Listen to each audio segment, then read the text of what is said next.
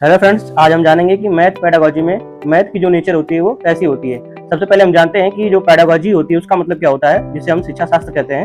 कि किसी भी विषय की जानकारी कैसी दी जानी चाहिए, उसके पीछे साइंटिफिक अप्रोच क्या है और जो है कि किन मेथड का प्रयोग कर टीचिंग कराई जानी चाहिए, ये पेडागोजी का मतलब होता है। मैथ सब्जेक्ट की जो नेचर होती है वो कैसी होती है, तो पहले कंसेप्ट उसका क्या हो, एरिया ऑफ सब्जेक्ट क्या हो। ठीक है, तो पहले डायग्नोस्टिक टेस्ट करते हैं, उसके बाद रिमेडियल टीचिंग करते हैं। तो जो मैथ की नेचर होती है, सबसे पहला मैथ की जो नेचर होती है वो मैथ जो होता है वो अमूर्त होती है, एब्स्ट्रैक्ट होती है, क्योंकि इसमें कोई ऑपरेशन प्लस माइनस पूरा भाग इत्यादि दिखाई नहीं देता। गणित की एक भाषा होती है, जैसे सिंबॉलिक और वोकैबुलरी भी होती है।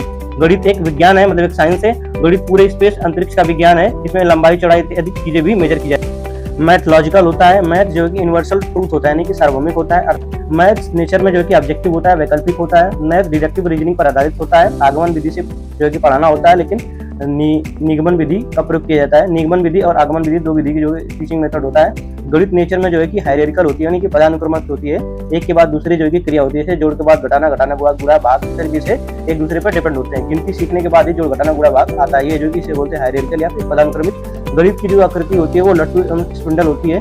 गणित की प्रकृति क्या होती है, लचीली मतलब फ्लेक्सिबल होती है। एनसीएफ 2005 की रूपरेखा में टॉल शेप की बात की गई है मैथ में।